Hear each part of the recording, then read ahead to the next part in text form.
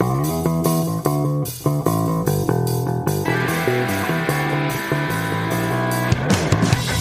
everyone. Thank you for joining me today on the How to Life podcast. I am Dr. Laura Jaggett, the host of this show, and every week I bring you informative and useful information on how to strive, survive, and thrive as an adult. I at least hope to cheer you on and let you know that you are not alone. And that's about to happen on this show right now, which is episode 95. No matter how much you try to prepare for adulthood, there are some things that can really throw you for a loop. One of those things is parenthood. That is hard enough, but a whole new set of challenges that you may be facing now is being a parent to a special needs child. But like anything where you're completely in the dark, there is always a light that'll help you find your way. And it is my hope that this episode will give you some guidance and support if you're facing this challenge or you want to help someone else who is. My guest today is Wayne Pellitier, the creative director of the branding and web design company Resonant Pixel. Wayne is the father of a child with Malan Syndrome, and he talks honestly about the emotions and experiences of having a child with special needs. He also speaks about the community and resources that are available and how to find what you need. And of course, the many blessings that a child, neurotypical or special needs, brings to your life and this world. This is a wonderful interview. Hi, Wayne. Welcome to the How to Life podcast. Thank you very much for being here today. Hello, and thank you for having me. We've got a great topic today. It's a new topic, another new one, another first. It's on how to deal with a special needs child. You have a special needs child, and I really appreciate you coming here and sharing everything that goes with that. Before we begin, will you please introduce yourself and tell us a little bit about you?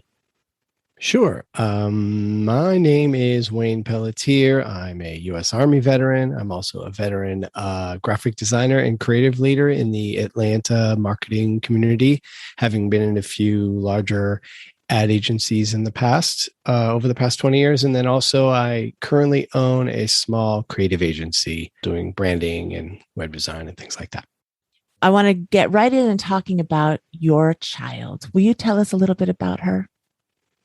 Yeah. And, hopefully I can do this subject matter justice. Everyone's journey is unique. Mine certainly is as well. So, but I'm excited to tell you about it. So Violet, my daughter, is 13. She loves music. She loves animals. She does horseback riding. She was diagnosed with Malan Syndrome 2 years ago. So for about a decade, we had almost no idea what was going on. A few flawed ideas of what was going on. And, what a diagnosis gets you really is a community, if not even a playbook, right? What was it that led you to even inquire about finding out a diagnosis? What were you noticing? When you have an infant, there's a series of, milestones you're supposed to be hitting within a certain window: walking, talking, eating solid food, totally common. And when you're in a family and you have a child that starts to miss some of those, or maybe is delayed in some of those, you start asking questions like, what's going on? Like, what's wrong with my kid? What's wrong with me? What am I doing? Certainly when it's your first child, a whole slew of anxieties, right? Because it's your first go at it and you always constantly are thinking, I might have broke it, right? But, when you start missing things like you're not walking at 18 months or 24 months, these things, you're like, something's going on. So you start communicating with, the doctors. So she got pretty far into life. Would you say she was mildly delayed? Is that why it took so long to figure out? No, I wouldn't say that. We weren't really talking. We were about 3 years old. We were tripping constantly. So there was obviously a field of vision challenge from a depth perception standpoint, and a little bit of extropia, which is where one eye or both eyes kind of veer out. So if you're not making one image, it's just way more data than everybody else has to deal with. And cortical vision impairment, CVI, is pretty common in the Malan Syndrome community. But when you're not dealing with a diagnosis and you're delayed, there are certain things you can weed through pretty quickly, challenges like Downs or autism. There are known things that are tells. And when you're not getting anything specific in that regard, you start going deeper into the medical books and you start going through different doctors and neurologists, really trying to find out what the issues are.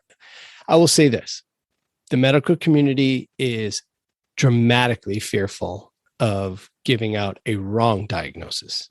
There are all kinds of ramifications involved in that, from an insurance and the way it's structured in the US standpoint, and also from a liability standpoint. So we were able, I think we were 6 or 7 years old, and we got a mild cerebral palsy diagnosis. That kind of felt okay, but cerebral palsy, often considered a birthing injury, has all kinds of challenges across the map that these kids have. Very few are intellectual. So that was definitely something where we were like, that seems to fit maybe 70%, but it's definitely not hitting the nail on the head. So did you and your wife feel concerned during this time before you got your definitive diagnosis? Did you feel stressed that you didn't know what it was? Were you concerned about her future in general, her health? Was she going to progress ever? What were your general feelings and emotions? Yeah, there are a lot of feelings and emotions. And that's probably, if I could go back and tell my younger self and give myself some advice, that would definitely be the area I would touch on early. There are always some challenges to your vision of the future, right? To your identity. And we wouldn't normally go there, but I'm going there because that's really what it is. When we find out that we are pregnant or adding a member to the family, there are visions we have of going to specific schools or playing certain sports or certain things like that that we have that are really part of our identity, that we just hope to impart wisdom or experience on the child, because it's an area where we can contribute. So going back and reconciling that can be pretty hard and emotional. Helplessness is very common. And it's exacerbated when, in our case, we go years without a diagnosis, because what that doesn't get us is a playbook. There are playbooks for neurotypical kids. These are the milestones for autistic kids. They're for kids with Downs and other more common challenges. And that doesn't make it easier or make you feel less helpless. It just maybe makes you a little faster at getting better and more specific resources. And that's ultimately the goal, is how fast can I get the exact right resources? When you don't have that, yeah, lots of feelings. Fear, regret, disappointment. We're going to talk about the blessings that she brings to your life, but this is an honest podcast here for anybody who's dealing with this. Those negative emotions are valid, and it doesn't mean that you're a bad parent or, you regret what happened. It's just very honest. There is fear, there's disappointment, there's anger, resentment. You usually start there. It's not exactly like 7 stages of grief. I might have my number wrong, but it's like fear can drive me. So it can be a motivator. So I lean into that one more so than the others. But if you're prone to leaning into regret and disappointment, the past can be helpful, but it's not going to get us to where we want to go. So I used to be all those things and sad for her. I can still, in times of weakness, have sadness for her, but that I've learned is me projecting my identity on her to some degree. Like, this is what I want. I want her to be her best self in her own way. And that is not unique to having a special needs child. Correct. And she doesn't know any different than what she is. And she's happy. She doesn't have feelings of disappointment, does she? It comes up socially, but I struggle with the idea of saying that it's unique to her. Every kid feels different at some point. Have you been to middle school? So I think what's unique is that we have to have a conversation, because what it is and why is known. It's not strictly social. Before you got your playbook, before you got your community, how did you guys as a family deal with Violet and with each other? We've been pretty open and honest with, this is your challenge. This is what life has handed you. and this is how we're going to deal with it. We haven't done very many behind closed door meetings unless it's about her future, things that may cause some anxiety until we've worked through the dialogue. But for the most part, we've been like, look, this is what you have. And we're going to continue on, and we're going to give you everything we can give you. And we're going to love you unconditionally. That's the way that goes. You're good parents. And I was going to ask you, how did your parenting style change? But this is your only child, so you don't know any other way to parent. And by the way, even if you have kids, you're going to be parenting differently for every single one because they bring their own unique personality into the equation, and you have to adapt to that. So don't worry. You just get what you get and you do the best you can. How did your relationship with your spouse change or morph as a result of having Violet and the special attention that she needs? This is one we were pretty intentional, and I think it's actually required. A lot of dramatic changes in our lives can contribute to divorce or separation of any couple. So we kind of made a pact to over communicate, to have each other's back, to listen and understand, and to approach each other with empathy toward whatever emotional state we may be in, and to play more of a long game and not be too reactionary. It's not specific to the challenges that our lives have presented. It's any good relationship, but it does become important. When you have a death in the family, it can do it. When you have serious money problems, it can do it. When you've got anything that is going to present an additional amount of effort above and beyond what you had either previously communicated or experienced. It can also bring you closer together. It can. Yes. And I like to think it's done that, but she's not here at the moment to call me wrong or defend it either way. But, and she is a rock and my angel, and no even going to mince words there. Have you had to alter your work, or has your wife had to alter working in order to accommodate Violet, or have you just all easily transitioned into whatever you needed to do? Far less so than some families, but to some degree, yes. There are some transportation issues. We've had to ask for accommodations in schools, like additional railings or parapro to help with, getting to and from playground spaces that are outdoors and things, because she requires some supervision when the space is new. Less so now, but when she was in kindergarten for second grade, it was critical. But from a schedule standpoint, I wouldn't say it's dramatic. We don't require a special van or anything. I want to talk about the reactions of other people, not just other kids, but other adults. It can be heartbreaking seeing somebody not being kind or treating your child differently. Tell us what sort of experiences you've had and how do you deal with that? Yeah, this really splits two ways. There are definitely changes to your peer group. There are definitely people who have prejudice.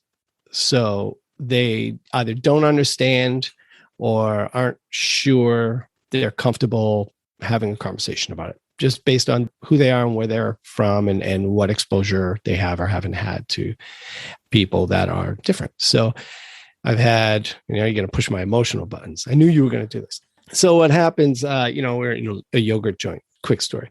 And parent just kind of grabs their kid by the shoulders and moves the kid just a little bit further away. And you see it out of the corner of your eye. And your kid may or may not see it. I don't think Violet perceived this at all. But it's a signal. It's a subtle signal that, okay, we're gross. I get it. Okay, fine, whatever. So I'm not going to emote on anything that subtle or with strangers. That's not my issue. That's their issue. And they're going to have to live with that and navigate that on their own. We're not doing this in a froyo joint. When it comes to relationships, though, peer groups definitely change. One thing I will say, and this doesn't sound very nice, but it is true, is that there is a small window of time in which a neurotypical kid is going to want to play with my kid. And they're going to age out or want to do other things that are either more physical or intellectually stimulating, and they may not be in the same place. Now, it's not unique to special needs, but it is definitely a bigger issue because of it. Do you feel the need to educate people, or you just let them be? Or if they ask questions, do you answer them? How do you handle it?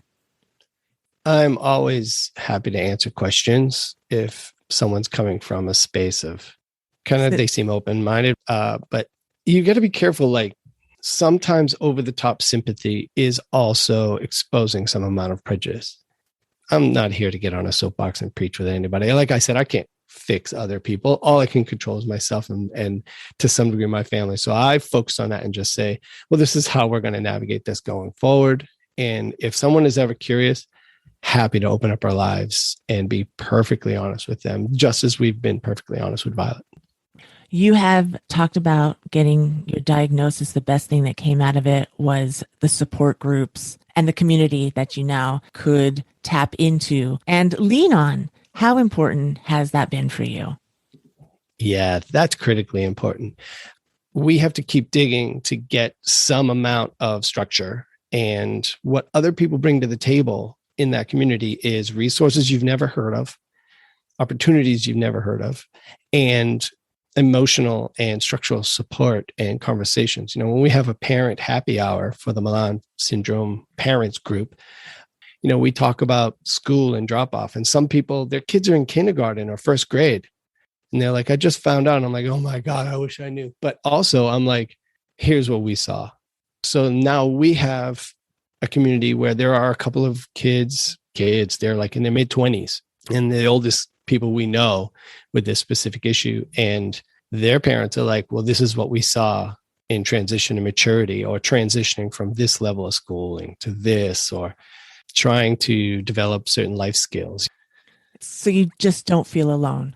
You're not alone. Yeah. Never you give can up. get advice from people who have been there before you. You can help out others who are coming in now and learn from each other and support each other. How do you find schooling for your special needs child? Yeah, outside of navigating the medical community, this one's probably the hardest. Well, we're pretty fortunate in the States. We've got the individual education program, the IEP, which is a federal infrastructure. And there are private schools. We've done both. Okay. So finding schooling early on was pretty easy. You dump a kid off at daycare, they cry, you cry.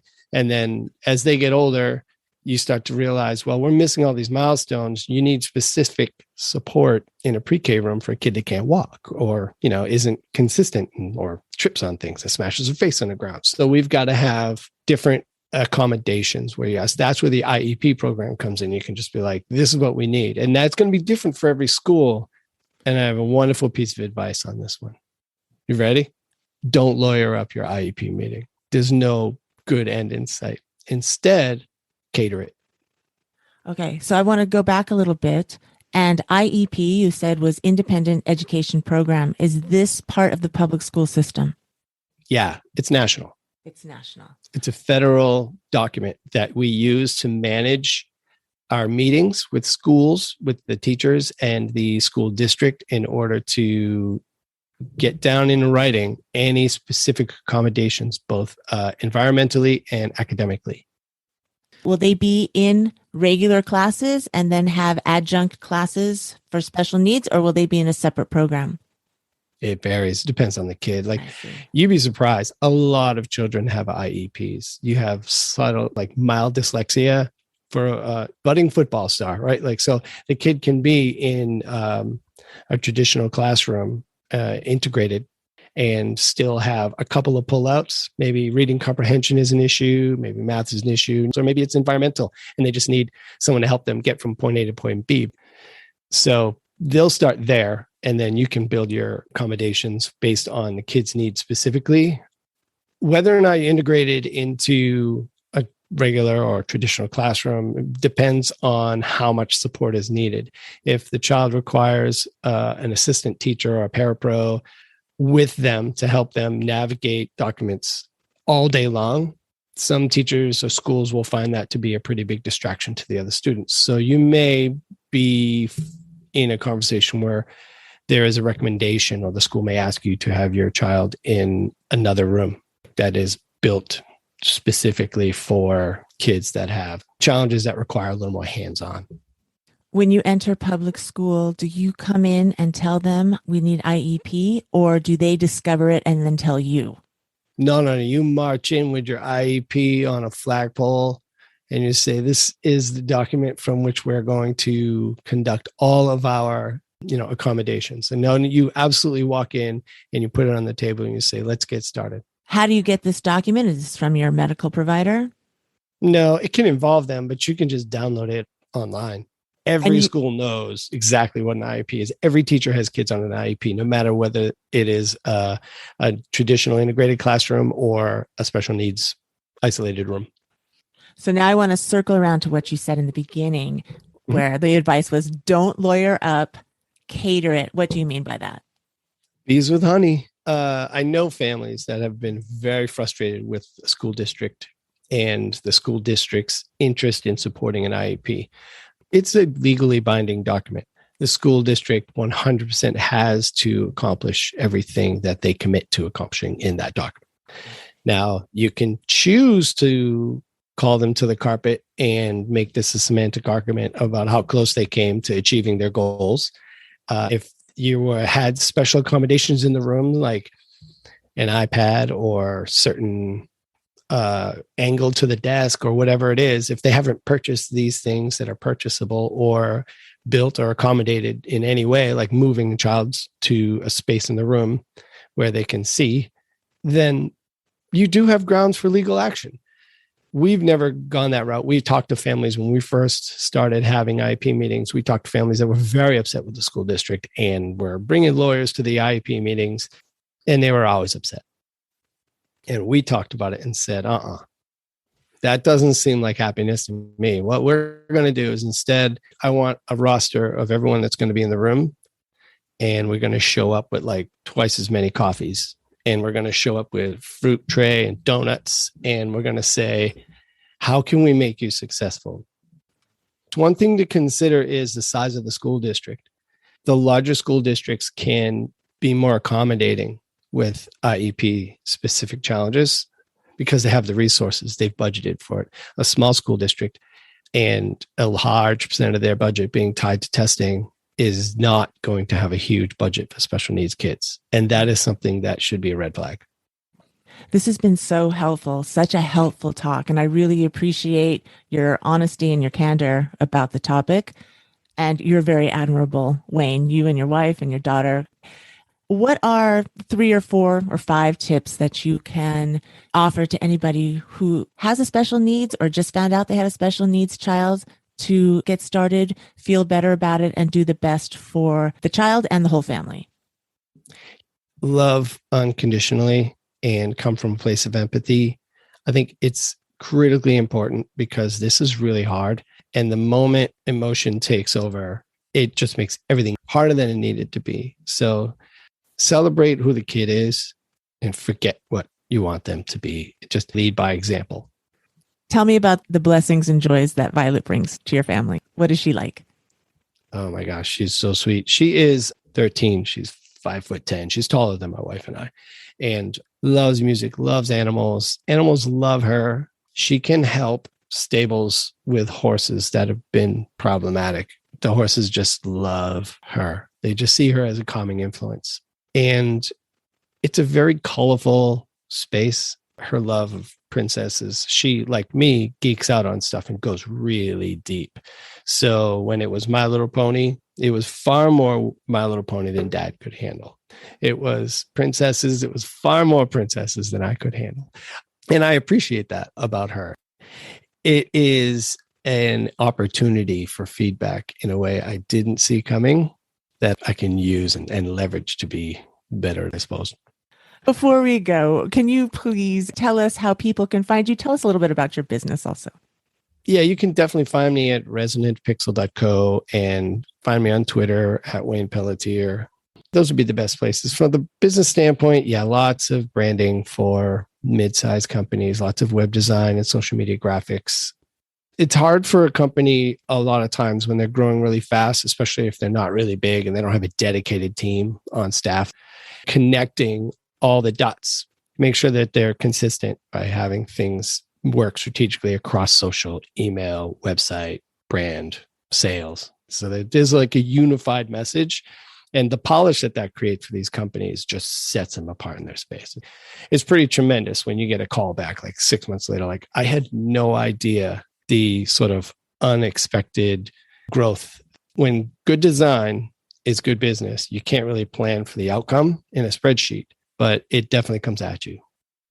Thank you very much, Wayne. I really appreciate your time. Thank you so much for sharing this with the audience. This is a lot of fun. I appreciate you. I learned a lot in this interview, and I hope that you found it helpful as well. The hardest part of navigating something new is the first step and knowing where and how to take that step. Reach out to those people, those communities and groups who can show you the way. You are never alone. You can reach out to Wayne Pellitier for guidance on this topic. Or if you were looking for a compassionate and awesome person to help your small business get noticed in this world, this interview is a great demonstration of the face behind the brand. All of his links and contact info can be found in the show notes for this episode, which is howtolife.com/095. I have a couple of other podcasts about parenthood. I think you'll enjoy episode 57, How to Be a Great Parent and Keep Your Sanity, with homeschool mom of 8, Adrienne Brown. Episode 67 talks about parenting from a father's perspective. Gustavo Neto shares how sports can help you develop a positive bond with your child. You can find all the content I've produced, all of it, to make your journey through adulthood a little easier at howtolife.com. I'll even send you some daily love and cheer if you need a hug once in a while. Sign up for some mom motivation. You can find that at howtolife.com/hugs, HUGS. Make sure to follow me on YouTube at How to Life, Dr. Laura Jaggett, for instruction on some basic life skills. And you can also follow me on the socials, TikTok, Facebook, and Instagram. As always, thank you for spending some of your time listening to my show. I really appreciate your support. Your time is valuable, and the fact that you tune in to learn some important life skills and information is greatly appreciated. I have another awesome show planned for you next week. See you then. Goodbye for now. Take care, everyone. Hit that 5-star rating button before you go, and enjoy the rest of your week. Be loving, be patient, be kind to yourself, and you'll find it'll be so much easier to do the same with others. You got this.